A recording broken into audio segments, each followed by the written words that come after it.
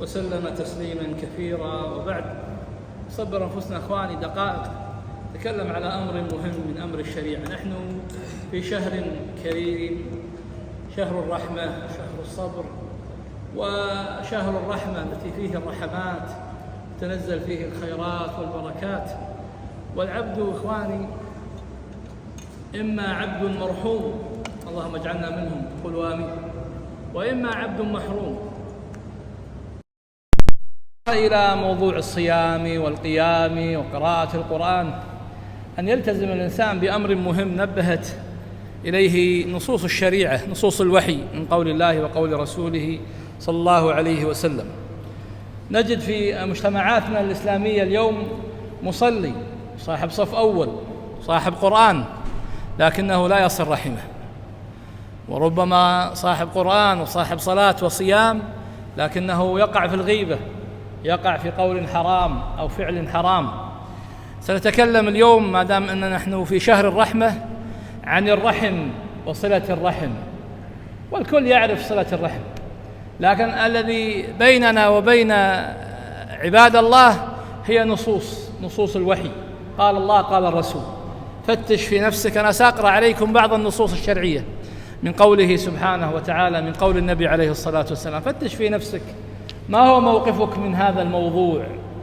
مصلي ويصوم ويقوم ويحرص على التراويح، لكنه قاطع للرحم، أو مقصر في الرحم، أو مفرط في الرحم. يقول الله تعالى سبحانه: وأولو الأرحام بعضهم أولى ببعض في كتاب الله إن الله بكل شيء عليم.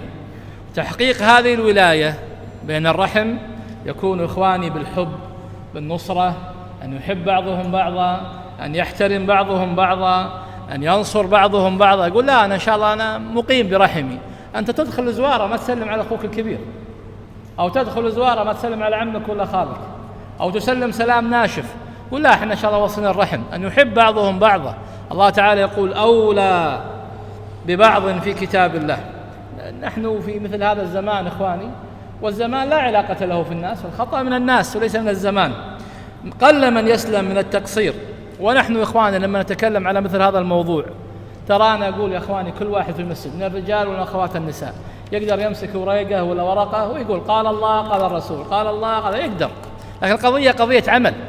وأنا أتكلم من على مذهب إنما أنا امرؤ من قومي، أنا أتكلم عن نفسي بتقصير في مثل هذا الموضوع. ما إحنا نتكلم على مثل هذا الموضوع والله إحنا الزينين وغيرنا الشين، لا نتكلم من مثل هذا. ولذلك إخواني يعني للأسف نحن أصبح في المجتمعات المسلمة بين المسلمين ظاهرة واضحة، ليست يعني أمر يسير ولا نادر، ظاهرة قطعة الرحم وقطع الرحم. والله تعالى يقول وتحسبونه هينا وهو عند الله عظيم. ولذلك أمر الله تعالى به فقال سبحانه واتقوا الله. شوفوا يا جماعة، خوات النساء اسمعوا، إخواني يا أهل التراويح، يا أهل الصيام، يا أهل القرآن، اسمع الله يقول واتقوا الله الذي تساءلون به والأرحام القرابة. فأمر الله عز وجل بتقوى الأرحام بأن توصل ولا تقطع كما يتقى الله، بل قرن الله سبحانه بين الإفساد في الأرض وهو الشرك وارتكاب المعاصي وبين تقطيع الرحم لخطورة الموضوع. يقول هما واحد، إفساد في الأرض وقطيعة رحم واحدة. يذكر سبحانه إخواني المصلين، يذكر الله تعالى في آيات من سورة الرعد صفات أهل الجنة، وذكر من صفات أهل الجنة يا من يحرص على أن يكون من أهل الجنة، ذكر منها صلة الرحم. قال الله تعالى في سورة الرعد والذين، شوفوا يا إخواني، والذين يصلون ما أمر الله به أن يوصل ويخشون ربهم ويخافون سوء الحساب. ما أمر الله به أن يوصل صلة الأرحام. وذكر الله يعيدنا وإياكم والسامعين من إخواننا من المسلمين من الجن والإنس في هذا المسجد من قطيعة الرحم، ذكر صفات أهل النار وذكر قطيعة الرحم. قال الله تعالى والذين ينقضون عهد الله من بعد ميثاقه، اسمع، ويقطعون ما أمر الله به أن يوصل. يقطع ما الله أمر بالوصل وأنت تقطع، ما سلم علي، ما عزمني، ما احترمني، ما ذكرني. أنا أتكلم عن نفسي. شياطين الإنس والجن يعني تؤثر فينا حقيقة. نسأل الله أن يغفر لنا تقصيرنا. قال الله تعالى أولئك لهم اللعنة ولهم سوء الدار. أمر الله به أن ما يوصل هو الأرحام، ونهى الله عن قطعها هو الأرحام، من قطعه قطعه الله. ولذلك يا إخواني واحد يقول طيب احنا الحين عرفنا صلة الرحم، ما هي صلة الرحم؟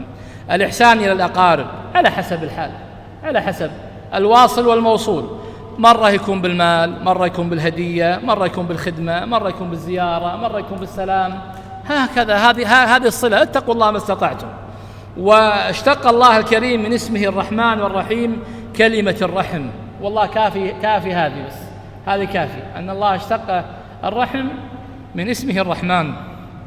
جاء في الحديث، أقرأ عليكم الحديث، حديث أنس رضي الله عنه قال: قال رسول الله صلى الله عليه وسلم: إن الرحم شجنة متمسكة بالعرش، تكلم يعني يوم القيامة بلسان ذلق، اللهم صل من وصلني واقطع من قطعني. فيقول الله تبارك وتعالى: أنا الرحمن الرحيم، وإني شققت للرحم من اسمي، فمن وصلها وصلته، ومن نكثها نكثته. رواه البزار وإسناده حسن، وأصل الحديث في البخاري. يقول النبي عليه الصلاة والسلام الحديث الآخر، أقرأ عليكم النصوص: احفظوا أنسابكم وصلوا أرحامكم، إلى أن قال في آخر الحديث، حديث طويل، قال: وكل رحم آتية يوم القيامة أمام صاحبها تشهد له بصلة إن كان وصلها، وعليه تشهد عليه يعني، وعليه بقطيعة إن كان قطعها، كما رواه البخاري في الأدب المفرد. والحديث رجاله إسناده رجاله ثقات. يقول الصحابي عمرو بن عبسة رضي الله تعالى عنه: أتيت رسول الله صلى الله عليه وسلم في أول ما بعث بمكة، أول ما بعث مكة، شوف أول الشريعة أول الدين، وهو بمكة، وهو حينئذ مختف، فقلت: ما أنت؟ يعني أول ظهوره ما كان ظاهر النبي صلى الله عليه وسلم، وقريش تؤذي، فقال: ما أنت؟ يسأل يقوله، فقال له عليه الصلاة والسلام: أنا نبي. قلت: وما النبي؟ قال رسول الله صلى الله عليه وسلم: قلت وبما أرسلك؟ قال: وما النبي؟ قلت: بما أرسلك؟ قال: بأن يعبد الله. هذا شوفوا أول الشريعة، أول نزول الدين، أصل من أصول هذا الدين، بأن يعبد الله وتكسر الأوثان وتوصل الأرحام بالبر والصلة. خرجه الحاكم وقال: صحيح على شرط الشيخين. في حديث ابن عباس رضي الله عنهما قال: قال رسول الله عليه الصلاة والسلام: إن الله لا يعمر بالقوم، الديار، القوم تعمر فيهم الديار تعمر، قال: ويثمر لهم الأموال، تزيد الأموال وتحل فيها البركة، قال: ما نظر إليهم منذ خلقهم بغضا لهم. قيل: وكيف ذلك يا رسول الله؟ يعني هؤلاء يعني مبغوضين عند الله، لكن أموال عندهم وديارهم فيها بركة، كيف؟ أليس هذا تناقض؟ هم يبغضهم الله ويكون عندهم هالخير. قال: قلت: يا رسول الله كيف ذلك يا رسول الله؟ هذا ابن عباس. قال: بصلة أرحامهم كما رواه الحاكم والطبراني. يا أخواني، صلة الرحم باب من أبواب الجنة، مو بس أنك تقرأ قرآن، تصلي وتصوم، ما تؤذي جارك، تقطع رحمك، ولا تدري عن أهلك. وللأسف ترى الموضوع هذا موضوع ما هو سهل، ترى الموضوع ما هو سهل، ثقيل والله، أثقل من هالطاولة على صدر الإنسان. ولذلك أنا أقرأ عليكم: الجنة ما هي ببلاش، الآن سلعة الله الجنة، الآن سلعة الله غالية. قال أبو هريرة يسأل رضي الله عنه وارضاه، واخزى الله من سبه وعداه، قال: يا رسول الله أنبئني عن أمر إذا عملت به دخلت الجنة، أبي أمر إذا سويت أدخل الجنة. قال: أفشي السلام، وأطعم الطعام، وصل الأرحام، وقم بالليل والناس نيام، ثم ادخل الجنة بسلام. رواه الحاكم وقال: صحيح الإسناد. حتى من فقه الصحابة رضي الله عنهم قول أمير المؤمنين علي رضي الله عنه، يقول: من سره أن يمد له في عمره ويوسع له في رزقه ويدفع عنه ميتة السوء فليتق الله وليصل رحمه، كما رواه عبد الله وأحمد في زوائد المسند، وأسناده صحيح كما قال الشيخ أحمد شاكر. يا إخواني، من عجيب صلة الرحم أن ثوابها معجل، يعني كما نقول باللهجة العامية كاش، معجل نقدي تاخذه، ما هو مؤجل، ما هو بعدين، مؤجل في الدنيا قبل الآخرة، والآخرة فيها ثواب عظيم كذلك، الجنة. جاء في الحديث: وعقوبتها معجلة، هذه مشكلة، حز لي واقطع لك، يقول حز لي واقطع لك، وعقوبتها معجلة كذلك. جاء في الحديث، أقرأ عليكم، قال صلى الله عليه وسلم: ليس شيء أطيع الله فيه، اسمعوا يا جماعة، اسمعوا أخواتي النساء، أعجل ثوابا من صلة الرحم، وليس شيء أعجل عقابا من البغي وقطيعة الرحم، واليمين الفاجرة تدع الديار بلاقع، كما رواه البيهقي في السنة الكبرى وصححه الشيخ الألباني رحمه الله. جاء رجل من خثعم، قبيلة في جنوب المملكة، خثعمي، قال خثعمي، جاء رجل من خثعم إلى النبي عليه الصلاة والسلام، هو يقول هالصحابي، قال: أتيت النبي صلى الله عليه وسلم وهو في نفر من أصحابه فقلت: أنت الذي تزعم أنك رسول الله؟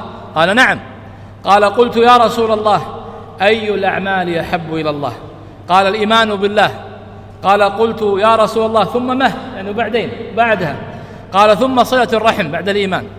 قال: قلت: يا رسول الله، ثم ما؟ قال: ثم الأمر بالمعروف والنهي عن المنكر. قلت: يا رسول الله، أي الأعمال أبغض إلى الله؟ قال: الإشراك بالله. قال: قلت: يا رسول الله، ثم ما؟ قال: ثم قطيعة الرحم. قال: قلت: يا رسول الله، ثم ما؟ قال: ثم الأمر بالمنكر والنهي عن المعروف، كما رواه أبو يعلى بإسناد جيد. الله يجعلنا منهم يا أخواني. قل لا أسألكم عليه أجرا، الله يقول، إلا المودة في القربى.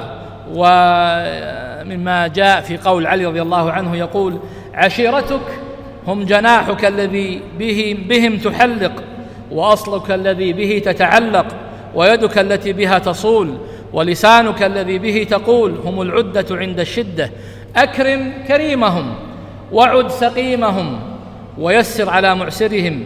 عجيب العبارة الأخيرة من كلام علي، يقول: ولا يكون أهلك أشقى الخلق بك، ما يكون أهلك والقريبين منك أشقى الناس فيك، لأنه موضوع ما هو سهل يا أخواني، يحتاج الناس. ترى من أسباب الآن عدم الاهتمام في الرحم أن الناس استغنت، كلنا عندنا معاشات، كلنا عندنا بيوت، كلنا عندنا سيارات. قبل الناس يوم كانوا في قل وفقر، وما زالت بعض المجتمعات اللي فيها يمكن قل وفقر وكذا ناس مترابطة، ناس محتاجة لبعضها. الحين الولد ما يحتاج أبوه، الأب ما يحتاج أبنائه، الزوج أحيانا ما يحتاج زوجته، الزوجة لا تحتاج زوجها، كلنا عنده معاش، كنا في خير وحلال.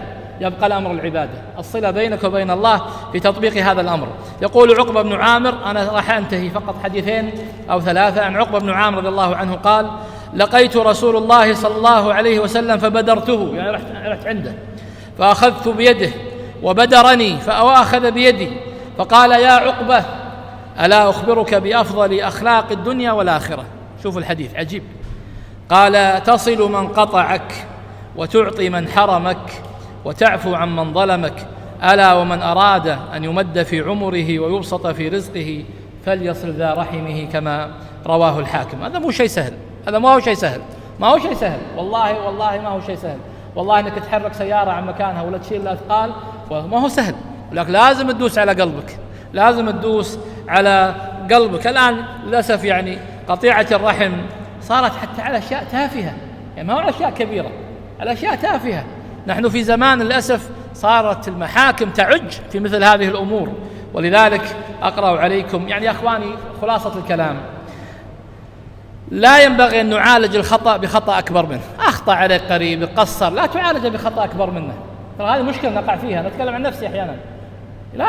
لا نعالجها بخطأ أكبر منه، بل ترفق وعالج يعني الأمر بهدوء. يقول أبو ذر رضي الله عنه: أوصاني خليلي رسول الله صلى الله عليه وسلم أن لا تأخذني في الله لومة لائم، وأوصاني، شوفوا يا أخوان اسمعوا يا جماعة، وأوصاني بصلة الرحم وإن أدبرت، وأوصاني بصلة الرحم وإن أدبرت. رواه الطبراني في الكبير والصغير. يعني هنا مسألة مهمة أخواني، قضية مهمة في صلة الرحم. النبي صلى الله عليه وسلم يقول: ليس الواصل بالمكافئ، وليس الواصل إذا قطعت رحمه، ولكن الواصل الذي إذا قطعت رحمه وصلها، كما رواه البخاري. الواصل ما هو المكافئ، المكافئ كافئني وكافئك، دق علي يدق عليك، حضر عرسي حضر عرسك، تزورني أزورك، سلم علي سلم عليك، ما تمرني ما أمرك، ما سلم عليك ما تسلم علي، هكذا مكافأة، عطني وأعطيك، تزورني أزورك، ما تزورني ما أزورك. هذا ما هو واصل يا أخوان الشريعة، وإنما يسمى مكافئ. الواصل لا، ما يمرك وتمره، ويحرمك وتعطيه، وما يوقف معك وتوقف معه، وما يسأل عنك وتسأل عنه. صعب والله صعب، يحتاج إنسان عنده عضلات المصارع لكن عضلات إيمانية، ما هو سهل، ما هو سهل، ما يمرني ولا يدق علي ولا يحترمني ومره، وهذا الجنة ما هي بلاش، هذا الاختبار. ولذلك إخواني يعني أمر عظيم في مثل هذا الأمر. نقطة أخيرة إخواني، صلة الرحم. ترى صلة الرحم فرع من بر الوالدين، من عق والديه ما وصل رحمه، ومن قطع رحمه ما بر والديه، أحياء وأموات يا إخواني، لأن الوالدين إخواني هو أصل الشجرة، الوالدين والجدين هم أصل الشجرة، والأرحام كالأغصان، فمن عق والديه وقد قطع شجرة من أصلها، هو عاق مع أبوه وأمه أصلا، ولا مع أخوه الكبير ولا عم له ولا خال له، كأصل الشجرة والأرحام، فمن عق والديه قطع الشجرة من أصلها، ومن قطع أرحامه قطع أغصانها. فكما يقول بعض أهل العلم يقول فلا ظل ولا ثمر، أعوذ بالله، لا ظل ولا ثمر، قطع الأغصان وقطع أصل الشجرة. وسأل أحد الصحابة رضي الله عنه، سأل النبي عليه الصلاة والسلام قال يا رسول الله هل بقي من بر أبوي شيء أبرهما من بعد موتهما؟ قال نعم. قال نعم، الصلاة عليهما يعني الدعاء لهما أحياء وميتين، والاستغفار لهما، وإنفاذ عهودهما، وإكرام صديقهما. شوفوا يا إخوان الحديث كلام النبي، هذا ما هو كلام أحد. قال عليه الصلاة والسلام في آخر الحديث وصلة الرحم الذي لا رحم لك إلا من قبلهما، وصلة الرحم الذي لا رحم لك إلا من قبلهما أو من قبلهما، كما رواه أبو داود وماجه. والنبي صلى الله عليه وسلم يقول يا إخوان في الحديث تعرفون كلكم لا يدخل الجنة قاطع الرحم. أختم كلامي بحديث واحد. جاء رجل إلى النبي عليه الصلاة والسلام، والعجيب من الصحابة لكن ما سموه يعني لم نعرف اسمه. قال يا رسول الله إني أذنبت ذنبا عظيما، اللي عنده ذنوب وخطايا عليه بصلة الرحم، إني أذنبت ذنبا عظيما، ذنب كبير عظيم شين مزعج مقلق، ذنب عظيم ما ذكره، فدلني على عمل، فسوي ماذا أفعل؟ قال له النبي عليه الصلاة والسلام قال هل لك من أمك موجودة؟ قال لا يا رسول الله أمه متوفية. قال هل لك من خالة؟ الخالة أخت الأم، احرصوا يا أخواتي النساء، احرصوا يا أخوان، الخالة. قال هل لك من خالة؟ قال نعم. قال فبرها، بر العمات، بر الخالات، بر الأجداد، بر الأرحام، بر الأخوة. نحن في حياة قصيرة والله يا أخوانا، نتكلم هذا الكلام كلنا مقصرون، مو مقصرون الآن حتى يتعدى علينا ونتضايق، نحن لسنا حطب ولسنا حديد ولسنا خشب، لحم ودم ومشاعر، نتضايق، أخوك ما يعزمك، عمك ما يحترمك، خالك ما يصلك، خالتك تزفك مثلا، عمتك تتكلم عليك، إخوانك، أقاربك. احرصوا على هذا كما قال الله وقال النبي عليه الصلاة والسلام.